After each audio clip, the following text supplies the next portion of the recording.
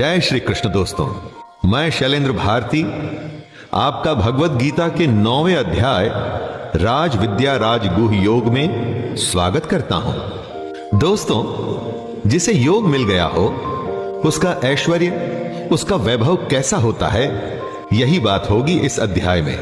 आइए प्रारंभ करते हैं इस अध्याय को और कूद जाएं मेरे साथ इस ज्ञान की गंगा में।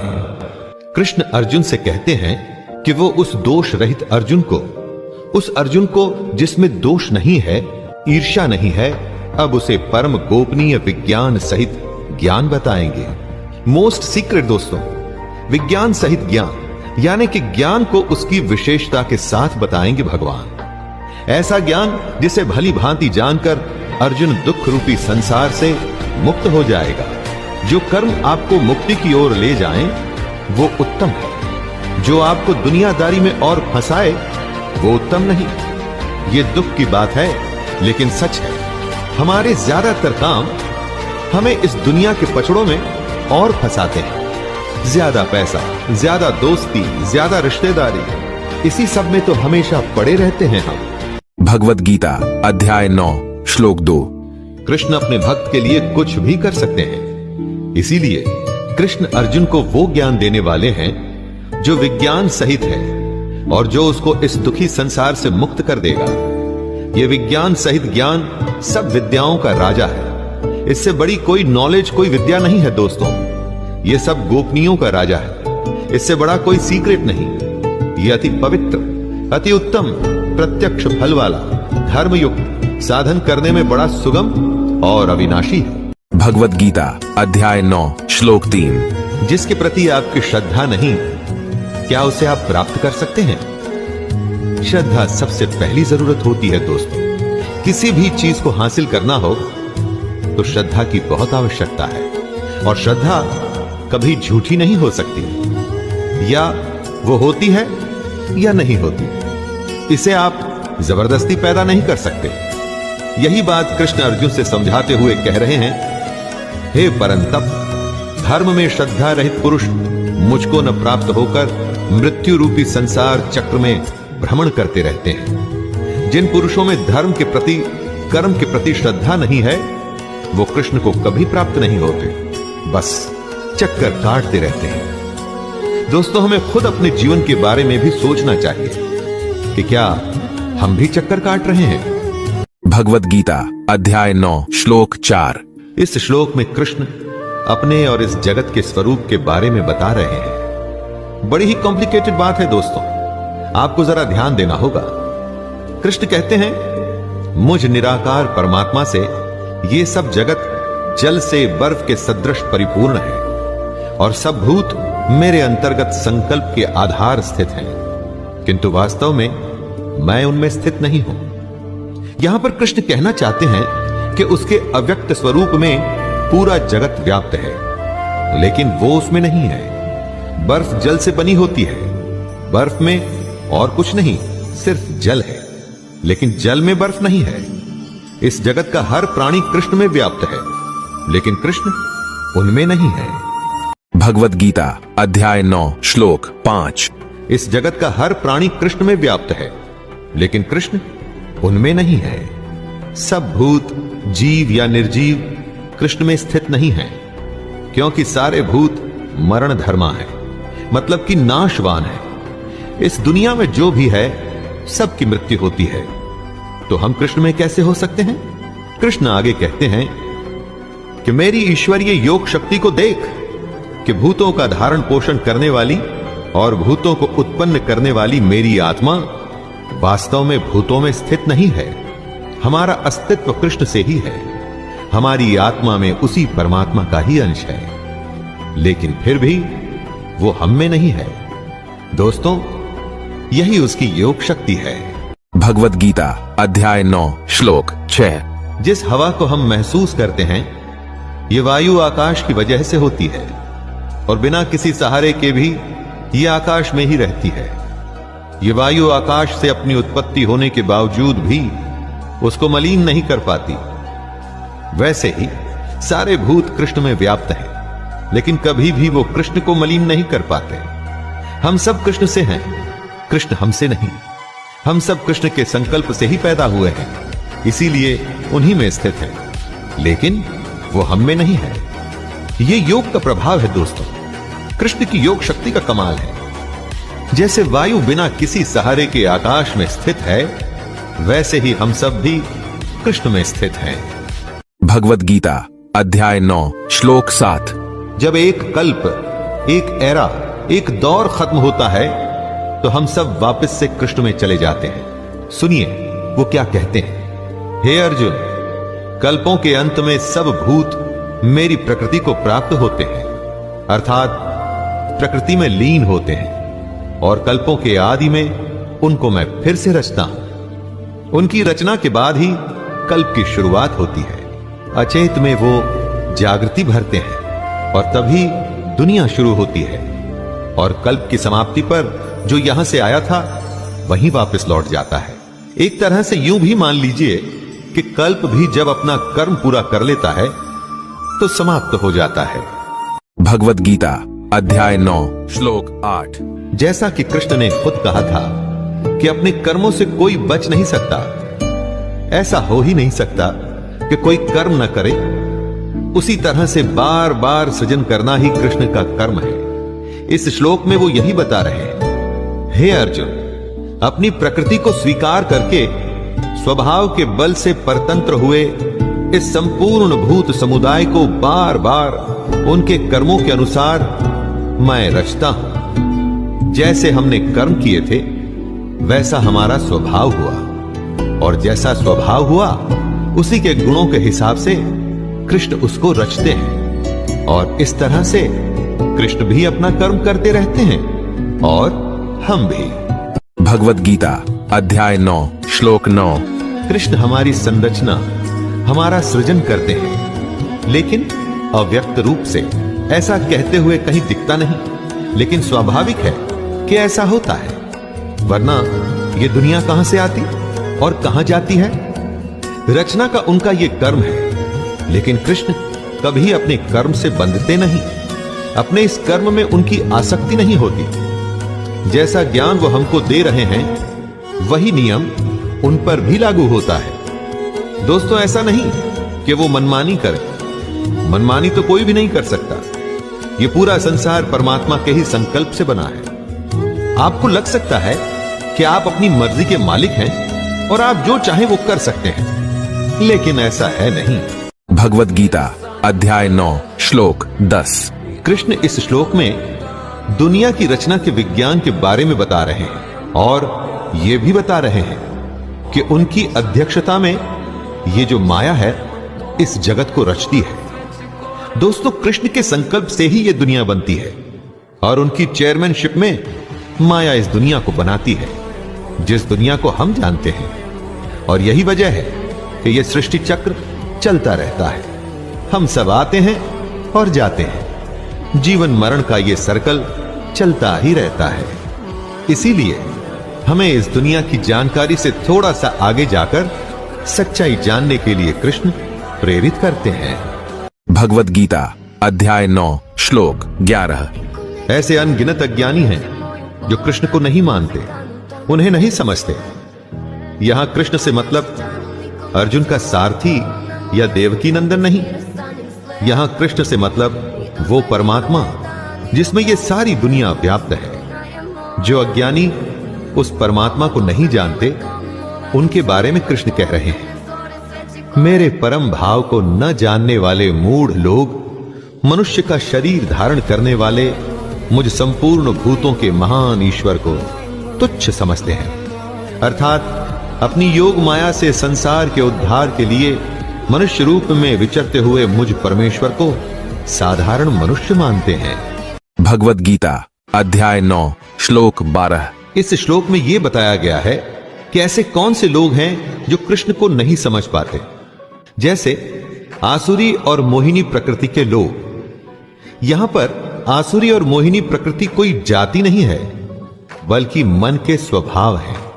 ये आसुरी और मोहिनी प्रकृति के लोग व्यर्थ आशा, व्यर्थ कर्म और व्यर्थ ज्ञान में अपना पूरा जीवन बिता देते हैं, जबकि महात्मा जन अपना पूरा जीवन सच को जानने में लगा देते हैं।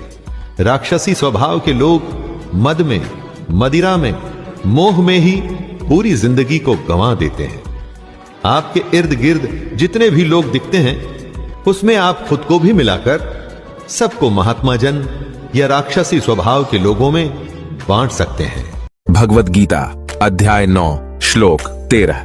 आसुरी और मोहिनी प्रकृति के लोग अपना जीवन गंवा देते हैं। वो कृष्ण को नहीं समझते, लेकिन कई लोग दैवी प्रकृति के भी होते हैं। ऐसे महात्मा जन कृष्ण को ही सनातन कारण मानते हैं। वो कृष्ण को नाश रहित अक्षर स्वरूप जानकर अनन्य मन से युक्त होकर निरंतर भजते हैं।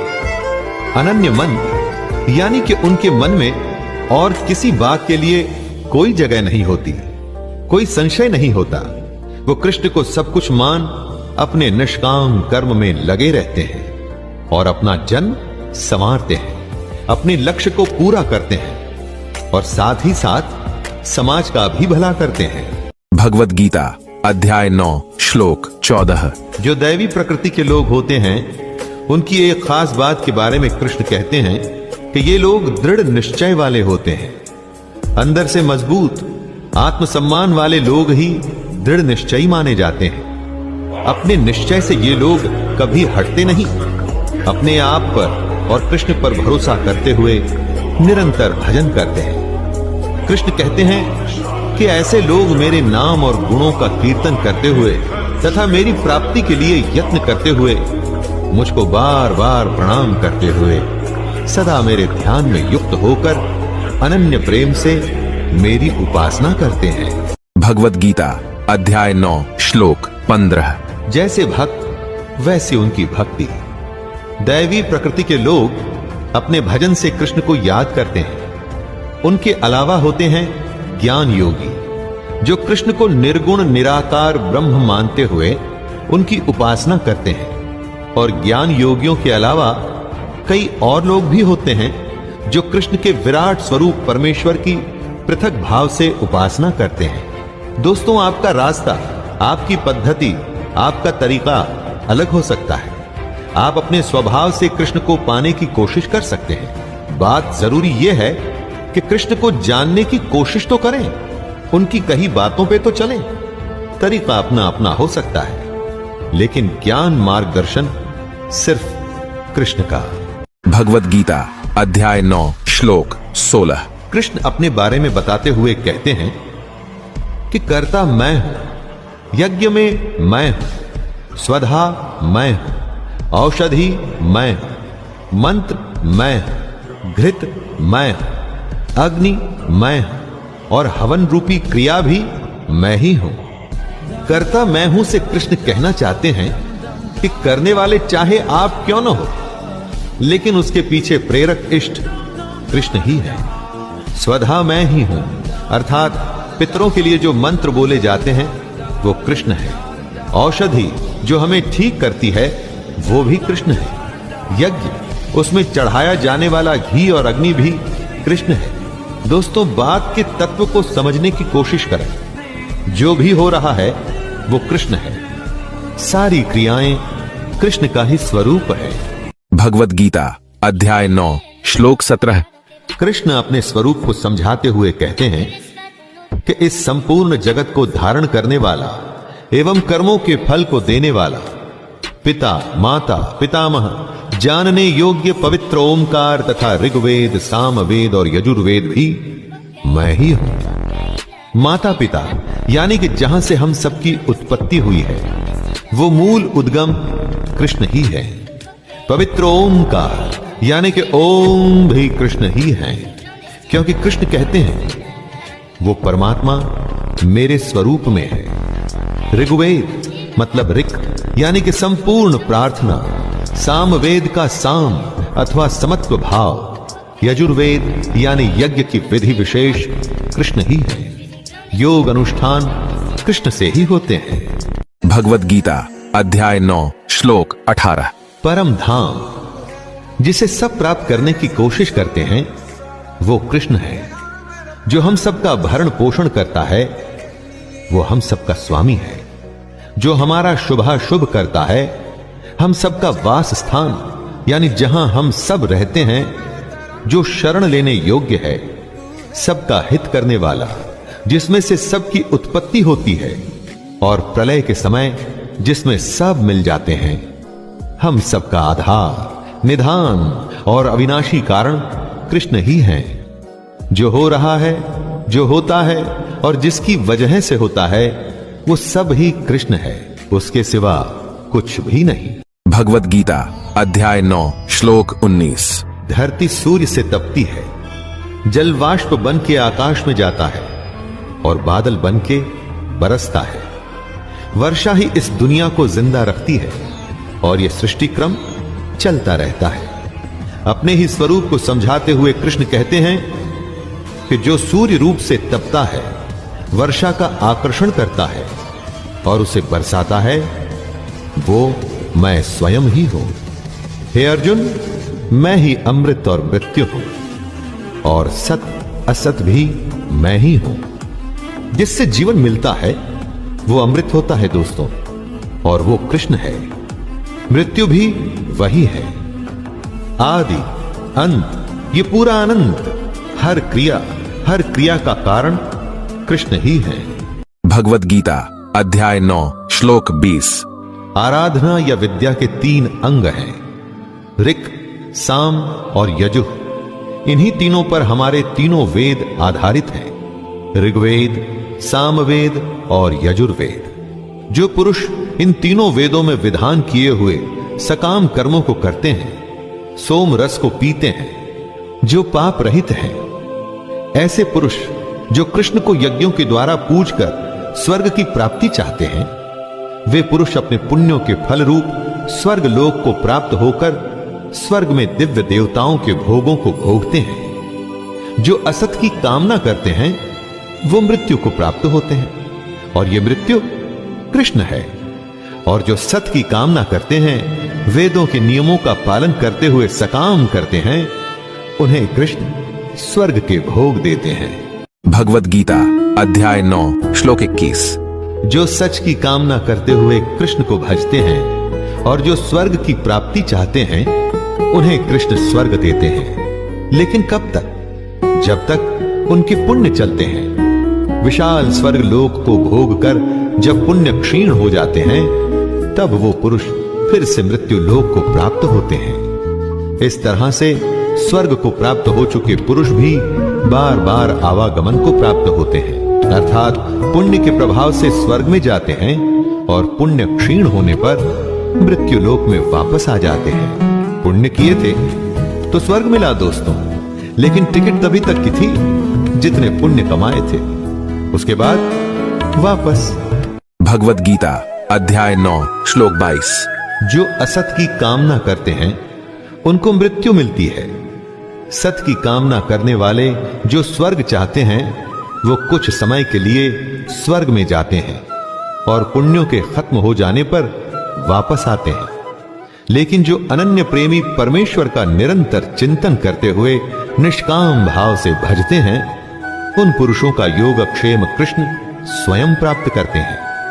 योगक्षेमं वहाम्यहम्, इसका अर्थ हुआ उनके योग की सुरक्षा की सारी जिम्मेदारी मैं लेता हूं, ऐसा कृष्ण कह रहे हैं। दोस्तों, निष्काम भाव से कृष्ण को भजने वालों की पूरी जिम्मेदारी कृष्ण अपने ऊपर ले लेते हैं।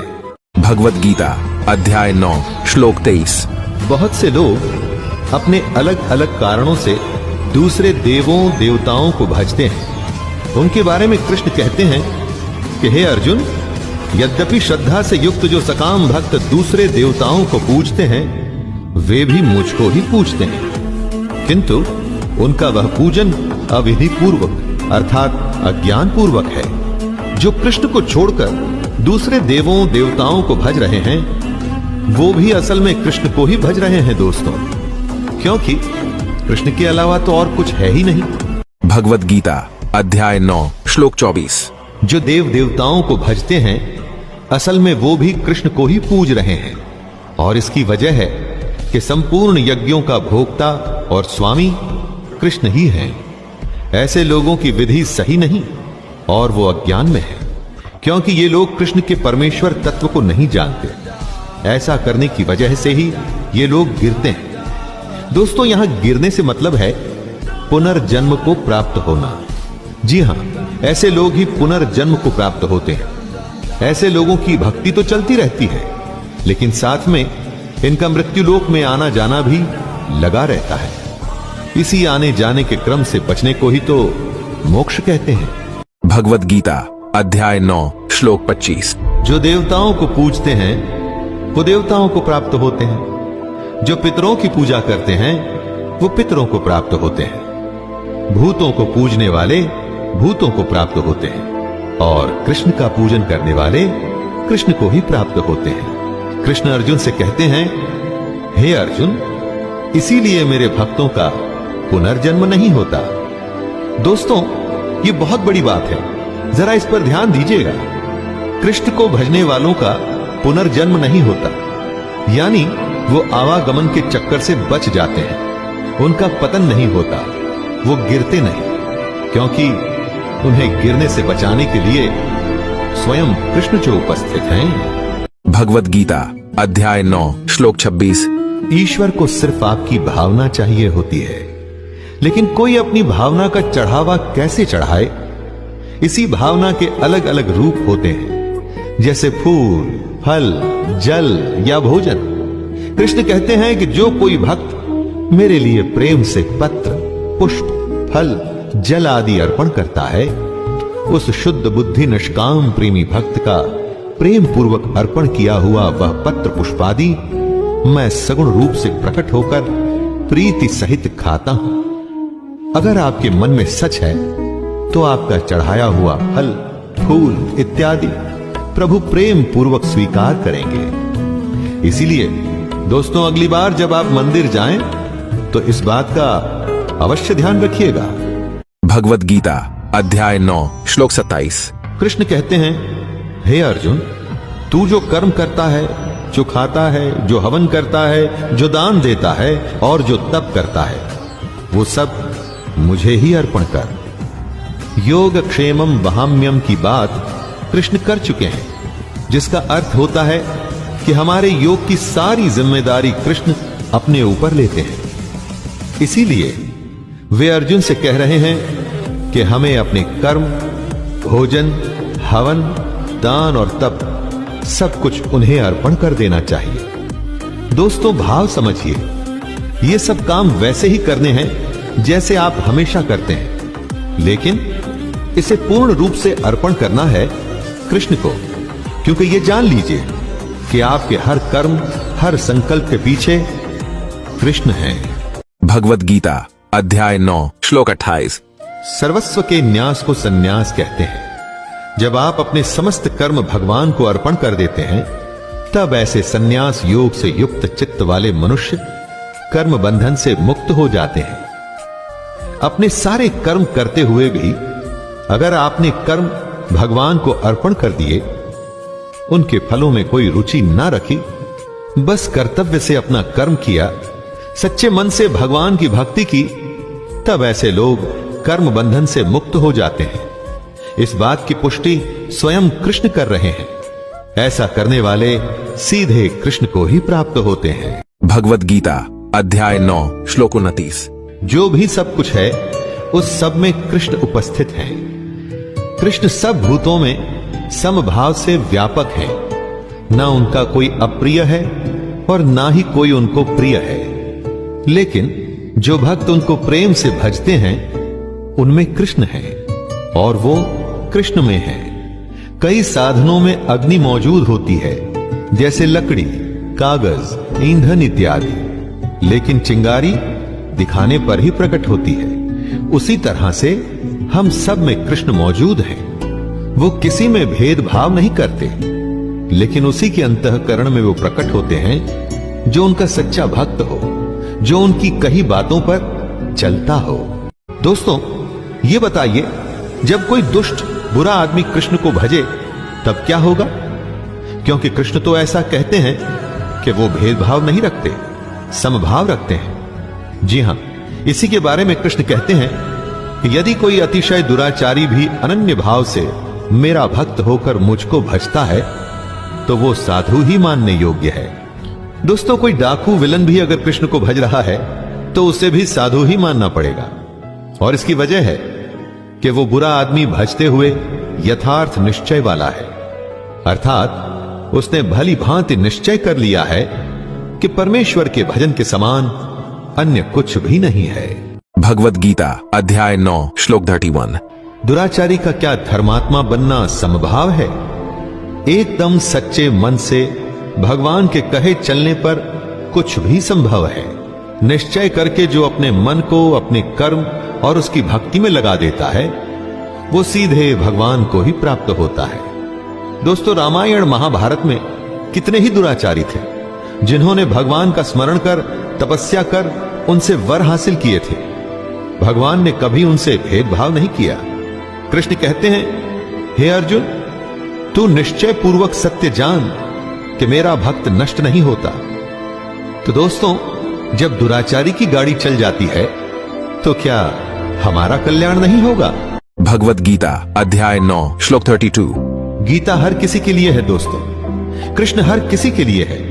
कोई कहीं का भी हो, कहीं भी पैदा हुआ हो, किसी भी योनि, जाति, घर, कहीं का भी। कृष्ण कहते हैं, हे अर्जुन, स्त्री, वैश्य, शूद्र तथा पाप योनि, चांडाल आदि जो कोई भी हो, वे भी मेरे शरण होकर परम गति को ही प्राप्त होते हैं। जो कृष्ण की शरण में आ गया फिर उसकी जिम्मेदारी कृष्ण अपने ऊपर लेते हैं, क्योंकि ऐसा ही नियम है।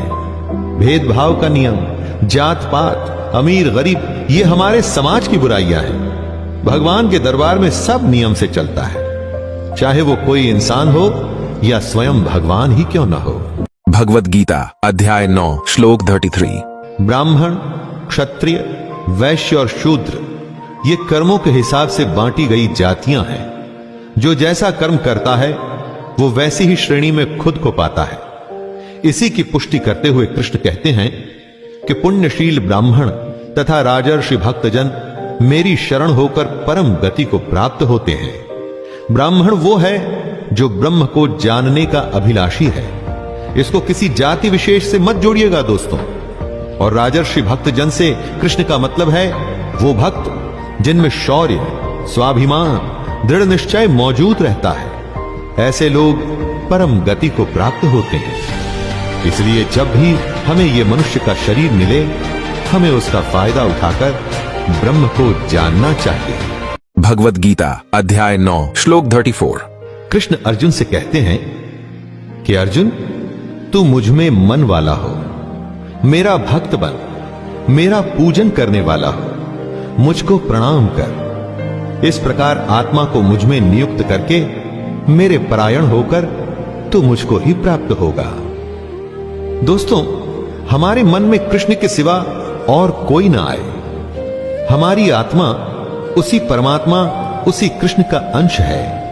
तेरा तुझको सौंपते क्या लागत है मोर। जो उसका है हमें वो उसी को सौंपना है, लेकिन उसके लिए ज्ञान हासिल करना होगा, योग करना होगा और वो भी निष्काम करना होगा।